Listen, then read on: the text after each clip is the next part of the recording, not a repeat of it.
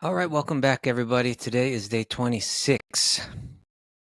There's not that many days left, 5 days or so, of our Bhagavad-gītā study for the Gita Collective. Of course, I don't know if I mentioned this to you all, but my plan is we'll complete this at the end of this month. Then we'll take 1 month off, where you could go back and do this all over again with the recordings, or maybe I'll share a few occasional bubbles in WhatsApp, Gita-related bubbles throughout the month of October. And then November, we study Gita again, but from a different angle, maybe certain themes or certain sections or certain chapters. We'll figure it out. We'll do it in a different way. Maybe a little less demanding this time. At least I had pictured this 10 minutes of reading a day, but I've been given these half-hour or more lectures, so it'll be a little bit more simplified. But we'll keep the Gita thing going. All right, but for today's day 6. Today, the divine and demoniac natures. It gets a little dark, but actually, we just need to see it in the right way. And let's talk about this, because there's a shift here that really plays out for the rest of the Bhagavad-gītā. In chapters 13, 14, 15, they focused on, you could say, like metaphysics, which means they focus on examining the basic structure of reality, right? And we heard about there's the material energy with its 3 modes, and we heard there's the self that's struggling with the material energy, but also has a potential for freedom from the material energy, right? And then we heard about the Paramatma and its transcendental status as the master of the material energy, and as the refuge of the self, the refuge of the soul, right? So those 3 categories, again, understanding them was identified as knowledge, and that's the metaphysical reality that has been provided by Krishna.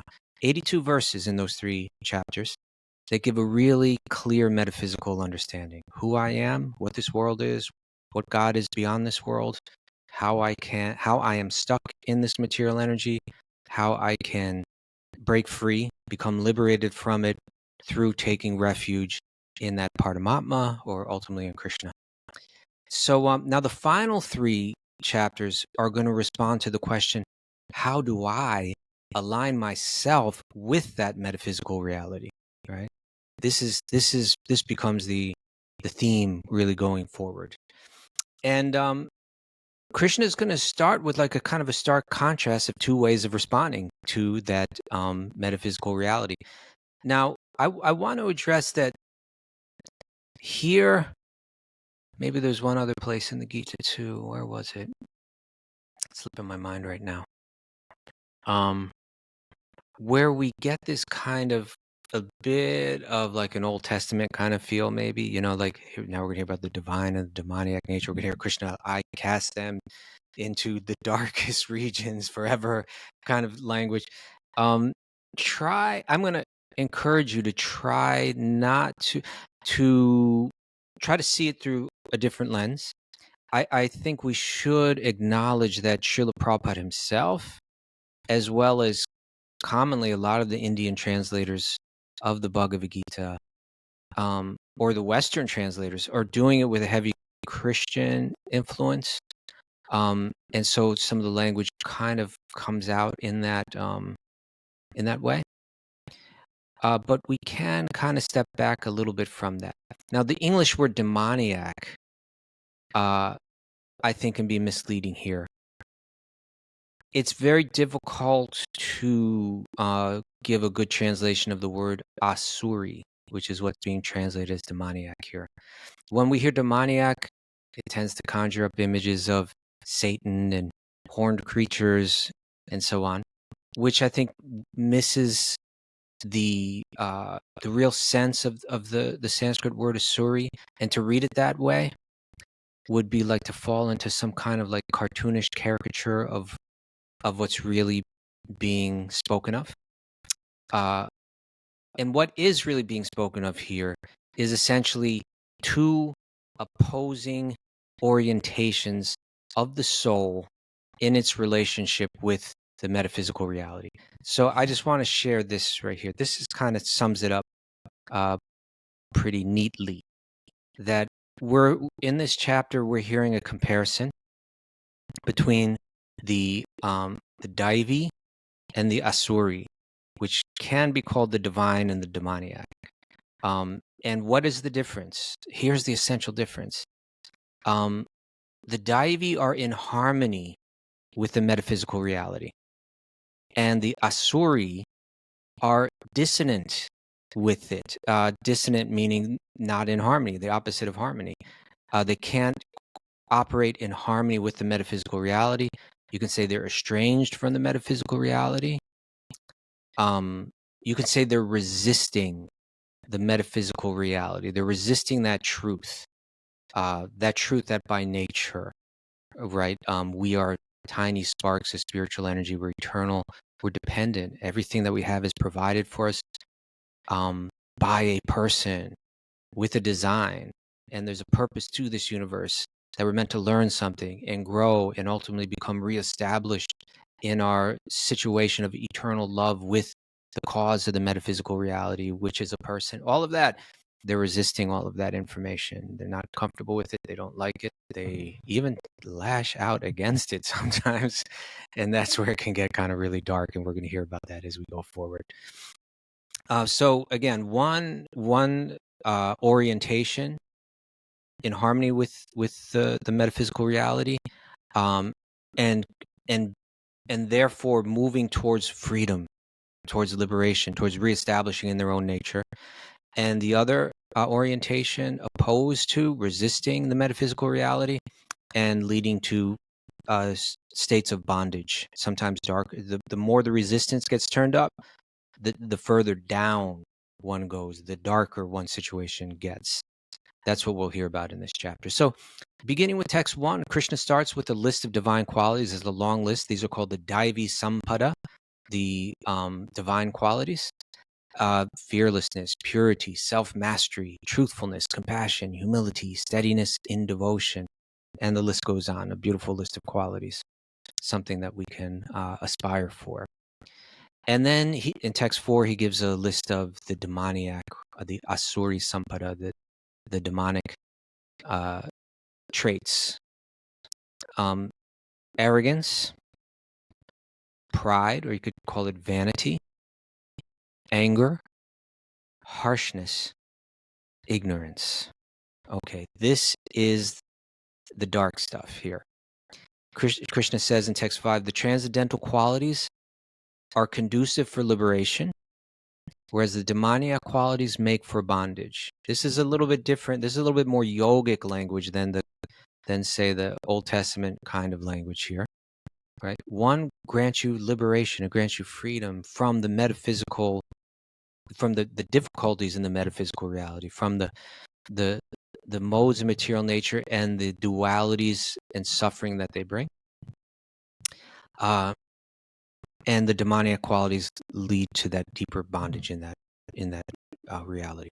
In text 6, he says, in this world, there are two kinds of created beings. One is called divine and the other demoniac. Well, some of us are going in one direction, some of us are going in the other direction. I have already explained to you at length the divine qualities.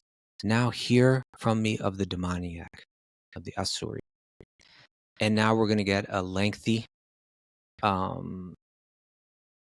guess you could call orientation at length of the demoniac mentality, how those influenced by think, how they speak, how they act, how they rationalize their orientation, and ultimately where it leads, or how they descend due to this. So text 7 says, those who are demoniac, they do not know what is to be done and what is not to be done. Neither cleanliness nor proper behavior nor truth is found in them. Each one of these verses we go into at great length, and we don't really have the time right here. But this next one I wanted to speak about a bit. Text number 8, I feel, is a really super important verse. Let me hold up my next sign here. They say that the world, in other words, here is the way that they view the world. They say that it is asatyam, that it is without truth. It is, in a sense, unreal or without truth. It is a pratishtam, that it has no foundation, right? And they say that it is anishvaram, that it has no ishvara, it has no God or controller behind it. This is, if you think about this clearly, and then you look into your education in life, if you look into, especially if you want to see the, in my opinion, the clearest presentation of these thoughts, almost shameless kind of presentation of these kind of thoughts, you could look at the books and the talks of these kind of modern atheists who are coming from scientific backgrounds, who are adamant that through their microscopes and through their telescopes, they've proven that this world has no foundation, that this world has no control, it has no design, that it has all come about by chance, that there is no purpose to it, et cetera, et cetera. This is what they teach, right? Now, it's interesting. Here, the acharyas, they say that you can look at this asatyam, apratishtam, and anishvaram. Here you can see, and we were speaking about this a little bit yesterday, Brahman, Paramatma, and Bhagavan, right? Because asatyam, satya means truth, and it also means the eternal. And back in the second chapter, we heard how the seers of the truth see that that which is true is eternal.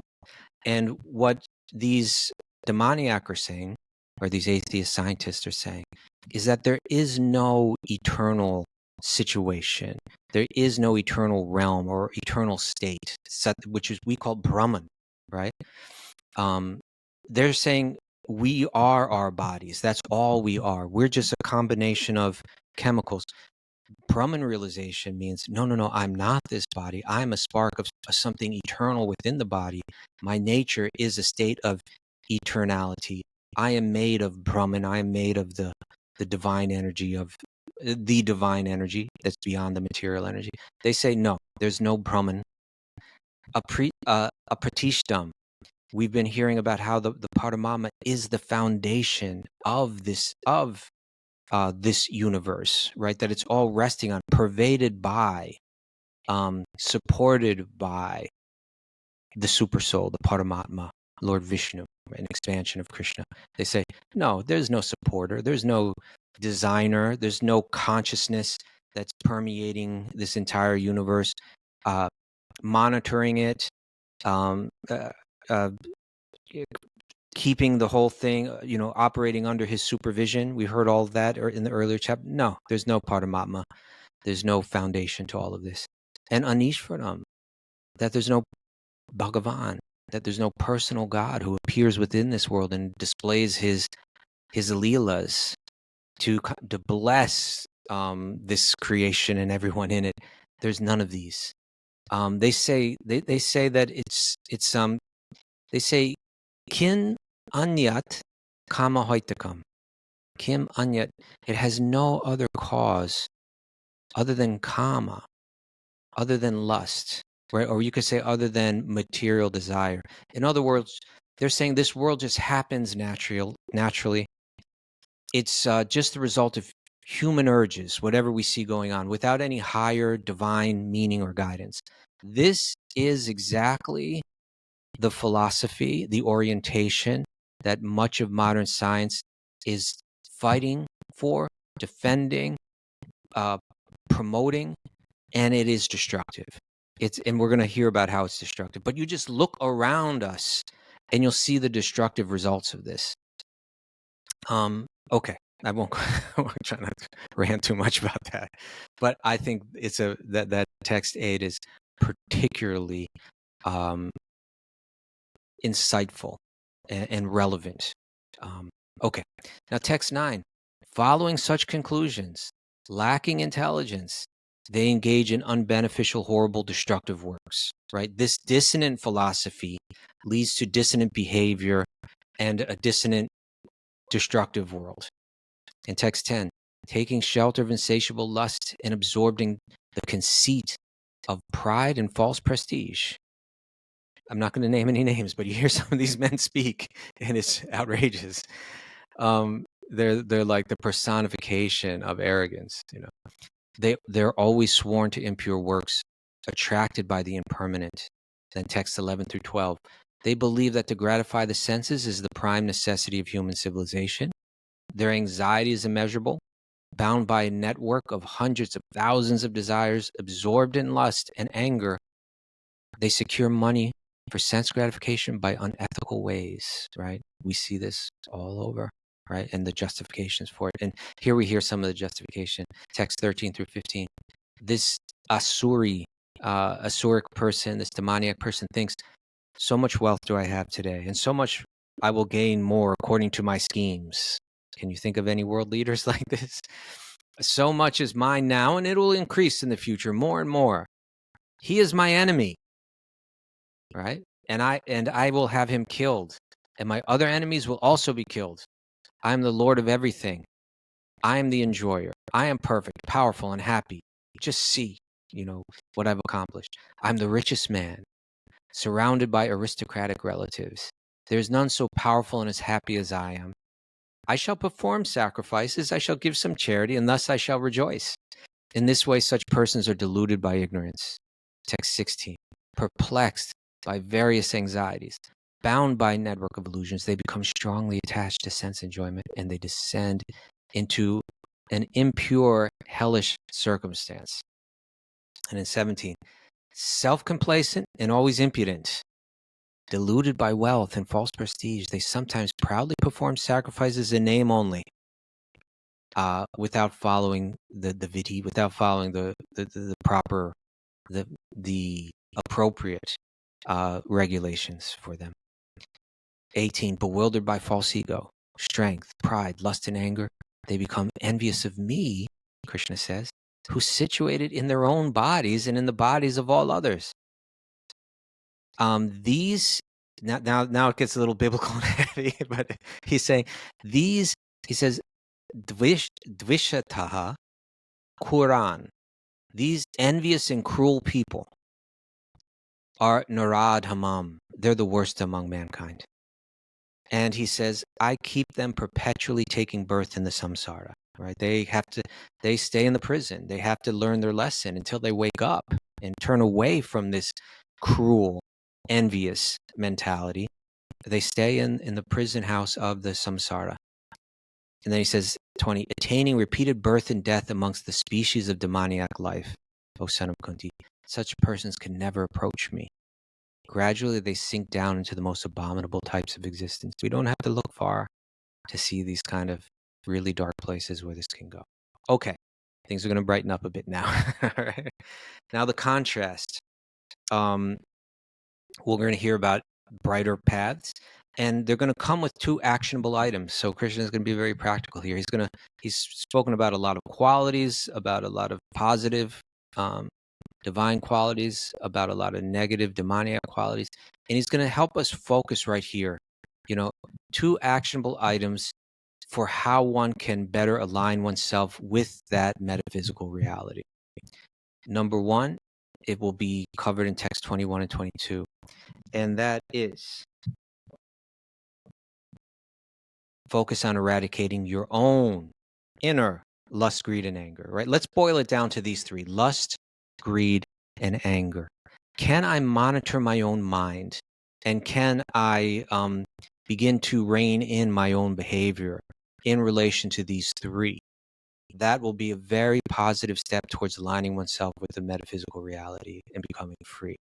Really practical. We could speak a lot about these, but the yoga practices and the bhakti yoga practices are largely designed in the external practices to the etiquettes that we follow, the habits that we take up, to help us root these out from the mind and the heart. So here's the first takeaway. I'll read the verses. I don't have the verses here, but it says focus on these: lust, greed, and anger. He says these are atmana shreyas. This is beneficial for the self. And tato yati param gatim. They lead to the higher destination. All right. And then next. Second takeaway. I'm learning not to speak when I'm way over here. Second takeaway, second actionable item. Cultivate virtue through accepting the guidance of Shastra, right? Shastra meaning the sacred text, like the Bhagavad-gītā, like the Srimad Bhagavatam, and others. Accept their guidance. This is the manual for moving through the universe. It's going to give us so much clarity in terms of how to move towards liberation rather than towards bondage, to become free, to avoid deeper, darker experiences of suffering here. So text 23 is famous verse, na shastra vidim utstraja vartate kamakarata nasasidim avapnoti nasukam na parangatim. One who discards the scriptural injunctions and who acts according to their own whims. They attain neither perfection, nasasidim avapnoti, nasukam, nor happiness, nasukam, na parangatim, nor the supreme destination. Right? And in text 24, he says, one should therefore understand what is duty and what is not duty. What am I meant to do and what am I not meant to do? Right? By the regulations of the Shastras. Knowing such rules and regulations, one should act so that they may gradually be elevated. Right? This is coming from Krishna's heart. He's saying, I can show you how you can move towards liberation, towards freedom, towards elevation, towards happiness, towards parangatim, towards the highest goal. It's there in the Shastras. Don't just live whimsically. Don't just, we hear so much of this talk. I got no apologies. I don't regret anything. I do what I want. I don't let anyone tell me what to do, blah, blah, blah, blah, blah. Granted, we need to break free of influences that will hold us down, right? That's fine. But look for higher guidance. There's definitely wisdom traditions out there that can give clear instructions, clear ideas, clearer understandings of the metaphysical reality and how to operate within it. So in conclusion, the question again, this entire chapter, and as we move forward into the next chapters that follow this, are speaking to the idea of how do I align myself with the metaphysical reality that we've been hearing about in the earlier chapters. We've been given two actionable items. One was to carefully avoid lust, greed, and anger in one's life. Go deep into your mind. Do it with a sense of honesty, looking at the self with honesty. It's not an easy thing to do. And identifying when the mind enters into lust, when it enters into states of greed and anger. And do not let the mind drag you into those places. Gain control of the mind as a yogi does. And then the second one was to cultivate virtue through accepting the guidance of Shastra. We've got two takeaways to work with. And note that although this is, this chapter may have had a bit of, we heard a little bit of condemnation in it for sure. Krishna is not encouraging Arjuna to go around pointing his finger at everyone. What he's instructed Arjuna and ourselves to do is to look within ourselves and to eradicate the demoniac tendencies, the demoniac mentality, the demoniac mindset within ourselves, right? That's what the true yogi does. And that's what Krishna is asking Arjuna to do and ourselves to do. Crush the demoniac that's within oneself. Through the answer has been the same, and he's been pushing it really strong, especially beginning in chapter 7, through opening up your heart and your mind to focus on Krishna, right? And then you can achieve that. All right, that was chapter 16. We only have 2 more chapters left, people. 2 more chapters, but 4 more days. All right. Thank you all so very much. Hari Om Tat Sat.